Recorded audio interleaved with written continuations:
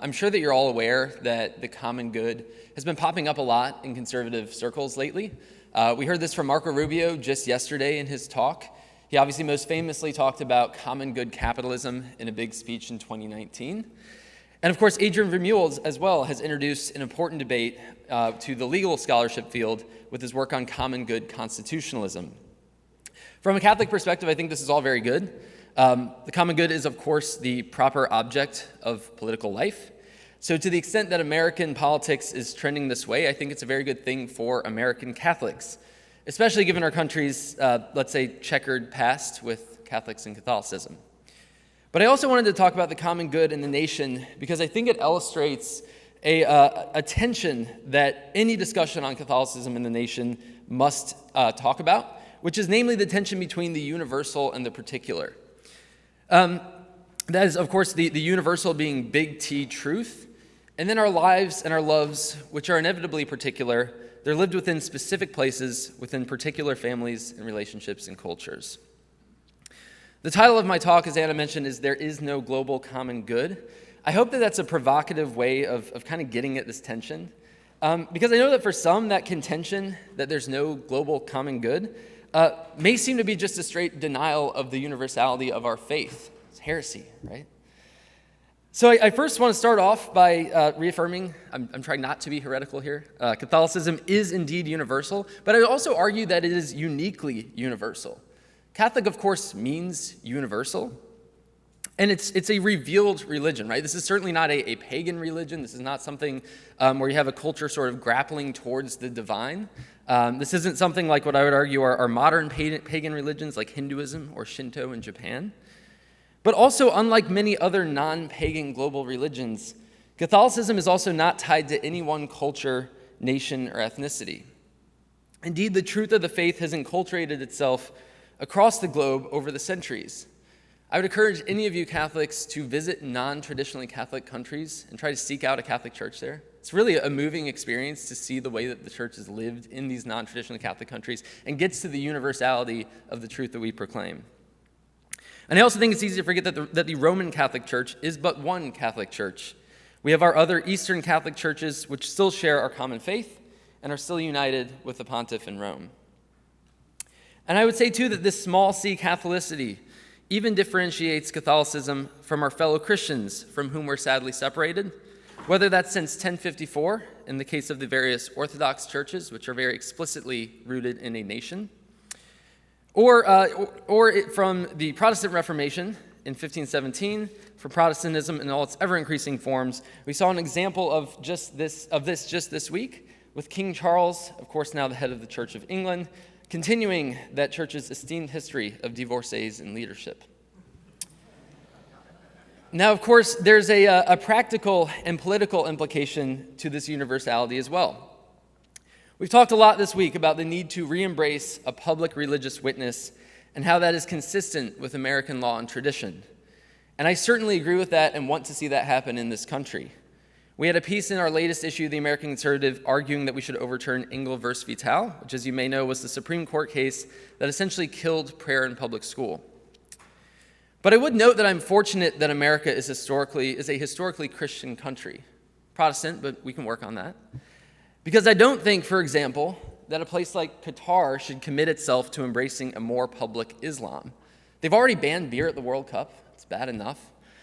And of course, not foregoing beer at a sporting event is sort of a trivial point, but I do think it's somewhat illustrative here. I like beer, to quote our Catholic Supreme Court justice, and there's nothing wrong with imbibing in moderation. So what I'm trying to get at here is that I don't want to live in a country that has a false religion enshrined as normative. It matters which faith informs the public life of all nations, and of course, as a Catholic, I think that should be the one holy Catholic and Apostolic Church. I note, too, that this is why I think that the Constantinian conversion was so important. We saw Christianity explode throughout the Roman Empire after that conversion. Who knows how sincere those conversions that occurred in the Roman Empire were? But I also don't really care in a sense, because ours is a sacramental faith, and we still affirm that there is no salvation outside of the church. So I'd much rather build a society in which we sinful humans are working out our salvation within that one true church than without. A society that affirms the efficacy of the sacraments is always better than one that doesn't. Or perhaps a more modern example. We've talked a lot about at this conference and in conservative circles about what to do about a rising China. I think it's a very real concern, a very real threat to our national interest. And we've talked about whether we need to defend Taiwan, reshore manufacturing, anything else like that. But I just want to float a sort of question, like, imagine if Xi Jinping just converted to Catholicism, right? Like, not like the fake Chinese patriotic church, but like the actual Catholic Church, and tried to live by its teachings.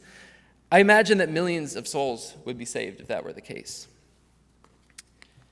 So I think to this point, I've said a lot about the universality of the church. In many ways, it may seem that I'm trying to undermine my entire thesis of my talk here.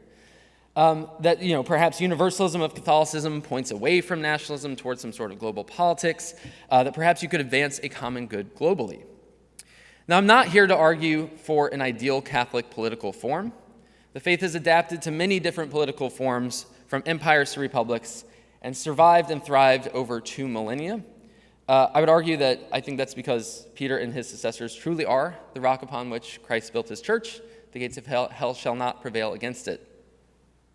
But there are certainly some political forms which are more conducive to living a fully Catholic life than others, and it's the task of the Catholic statesman in every era to work within his existing political constraints to push political life further towards a form that is conducive to living the faith fully. And what we're seeing from the American right now, what we've seen at this conference in its 3 iterations now, is an attempt to do just that, to move our politics away from the abstractions of globalism, the poison of secularism, and towards our concrete communities in which we can actually advance the good.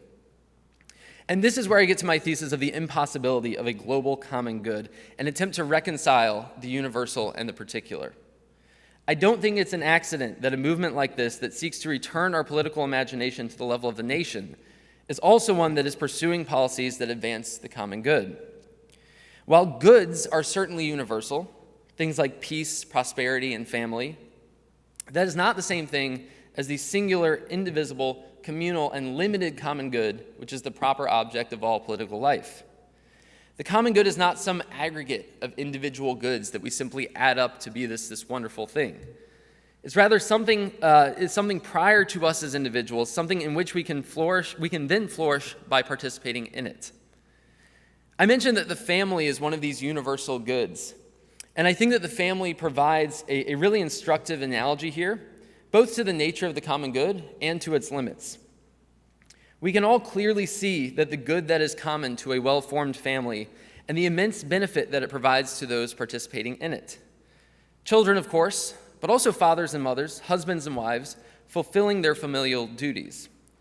I would note that the plummeting marriage rate in this country is a crisis precisely because it creates a generation of men and women with no purpose other than self-gratification, or perhaps getting a dog to fulfill their time. This is why we as conservatives seek to support married, intact families and ensure that every kid is raised by his mom and dad. And I would argue, too, that we should do more to support families from a policy level, which is part of reorienting our politics towards the common good. So we see a similar dynamic at the family level that we see in terms of the political common good, in which the good that is common to the polis ennobles those citizens who participate in it.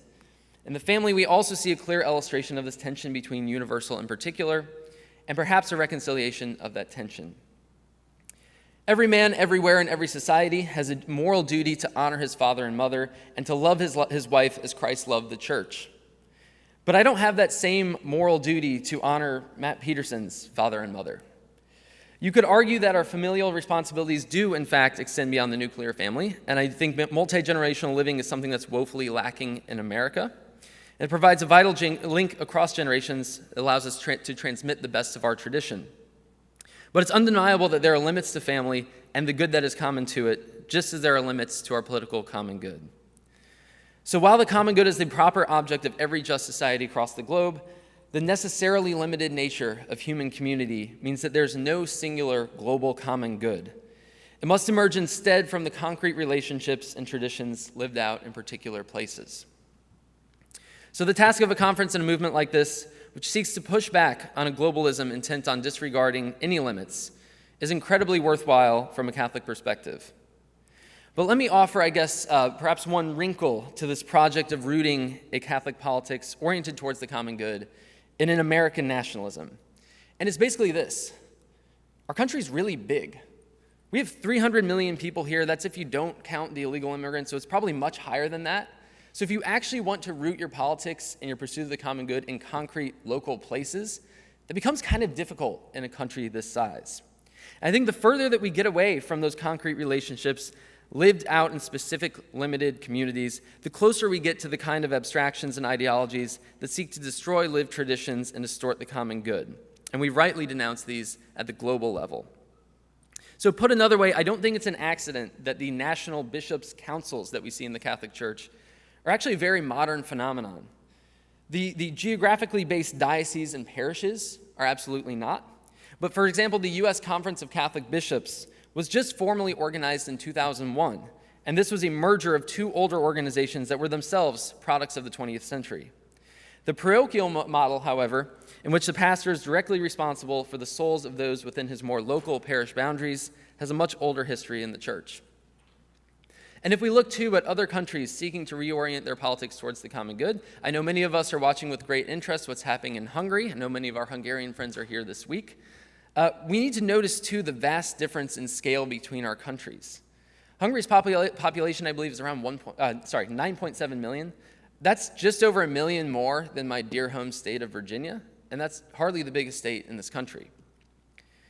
So I hope that we can get into this local-national tension as well during the Q&A. But ultimately, I think that national conservatism is doing critical work, pushing back on this empire of autonomy without limits, and reinstalling a political community where the common good is properly located, defined, and contested. Because I think if we want to restore politics oriented towards the common good in this country, as we should, a truly Catholic politics, and avoid absurd abstractions like America's an idea, we need to recognize that the common good, like everything worthwhile, has limits. There is no global common good. We can only advance the proper end of political life through the relationships and traditions of our local places. So in other words, I am a Catholic first, seeking to live the one true faith in this great country, which I am proud to call mine because I am a Virginian. Thank you.